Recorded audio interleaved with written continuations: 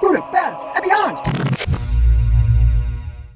The ruined bars of Budapest have become infamous and a draw to the city all on their own. A collection of bars and abandoned buildings with a seemingly infinite amount of graffiti, guerrilla artwork installations, and random plants. These bars are built in Budapest's old District VII neighborhood, the old Jewish quarter. This neighborhood was left to decay after World War II, so it was the perfect place to develop an underground bar scene. Though it's not so underground anymore.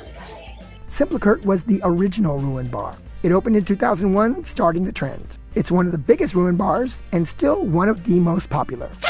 Once an abandoned factory, now there's a large open courtyard. During the day, Szimpla Kert repurposes itself as a farmer's market. The top floor is filled with eclectic furniture, cocktail bars. All the rooms have a different theme. On the main floor, you can even climb into an old communist car to enjoy your drink.